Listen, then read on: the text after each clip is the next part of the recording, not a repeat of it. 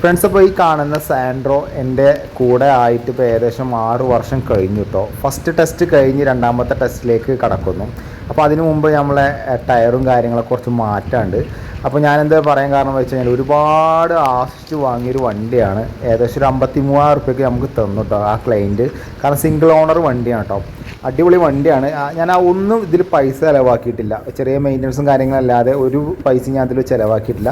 എന്നാൽ ഞാൻ ഇപ്പോൾ കുറച്ച് പൈസ ചിലവാക്കുന്നത് വെച്ചാൽ ഇതിൽ ബാക്ക് ടയർ വരുന്നത് ട്യൂബ്ലെസ് അല്ല, ട്യൂബുള്ള വണ്ടിയാണ്. അപ്പോൾ നമ്മൾ ട്യൂബ്ലെസ് ആക്കാൻ വേണ്ടിയിട്ട് അതിൻ്റെ റിമ്മ് വാങ്ങിയിട്ടുണ്ട് കേട്ടോ. എനിക്കിത് വന്നത് എന്താ വെച്ച് കഴിഞ്ഞാൽ ഏകദേശം ഒരു റിമ്മിന് 1650 റുപ്യയുടെ റേറ്റ് വന്നിട്ടോ. ഒറിജിനലാണ് ഞാൻ വാങ്ങിയിരിക്കുന്നത്. അപ്പോൾ എൻ്റെ വണ്ടിയിൽ ചെയ്യുന്ന മാറ്റങ്ങളെ കുറിച്ചിട്ടുള്ള കുറച്ച് വീഡിയോസ് ഞാൻ അപ്ലോഡ് ചെയ്യുന്നതാണ്. അപ്പോൾ ഇനി അടുത്ത വീഡിയോയിൽ ഞാൻ ടയർ മാറ്റുന്നതും അതിൻ്റെ അലൈൻമെൻറ്റ് ചെക്ക് ചെയ്യുന്നതൊക്കെ ഉൾപ്പെടുത്തിയിട്ടുള്ളൊരു വീഡിയോ എന്തായാലും ചെയ്യുന്നുണ്ട്. അപ്പോൾ എന്തായാലും നിങ്ങൾ അഭിപ്രായങ്ങൾ ജസ്റ്റ് ഒന്ന് കമൻറ്റ് ചെയ്യാം.